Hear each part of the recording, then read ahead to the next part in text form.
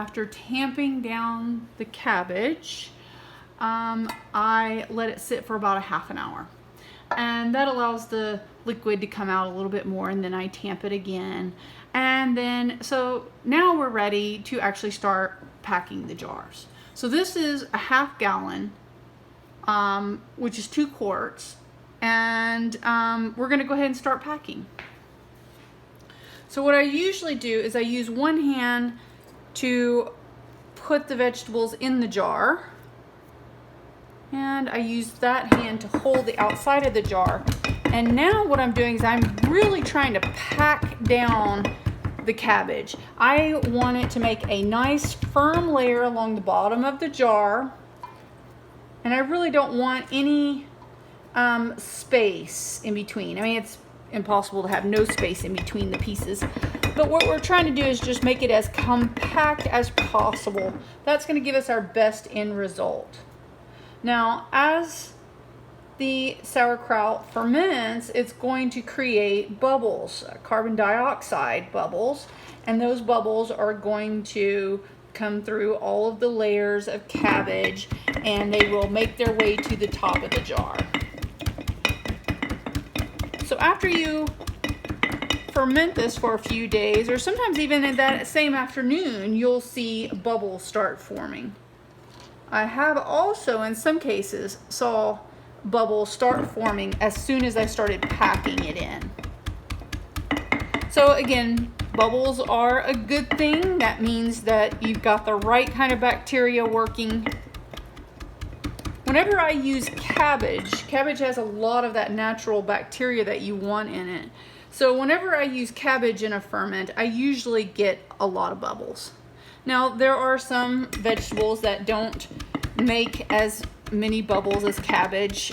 Things like beets or radishes do not make as many.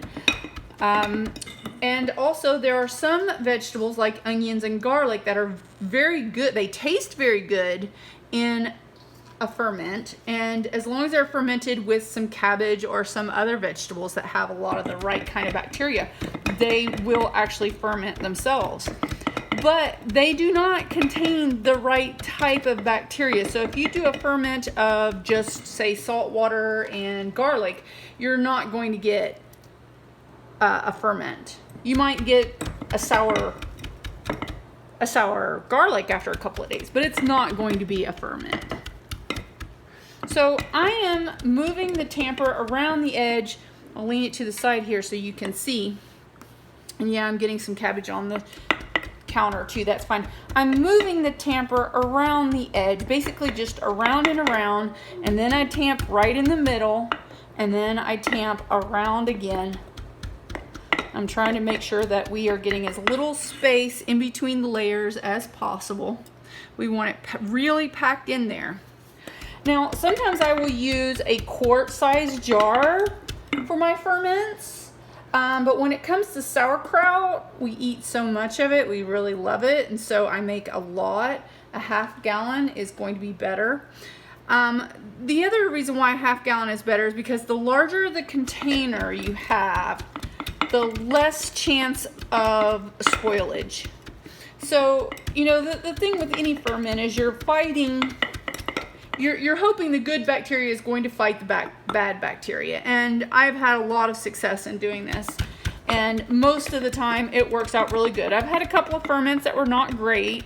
And I'll talk about that when we talk about airlocks and other methods of keeping the air out. But I mean, your goal here is to have enough of the liquid so that it covers your vegetables.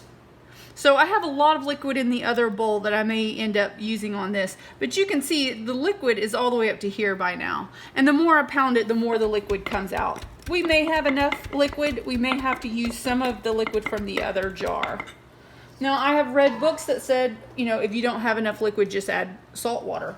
I have found that when you add salt water, it just changes it. There are ferments that I do with salt water. For example, peppers or radishes. I'll do those with salt water sometimes.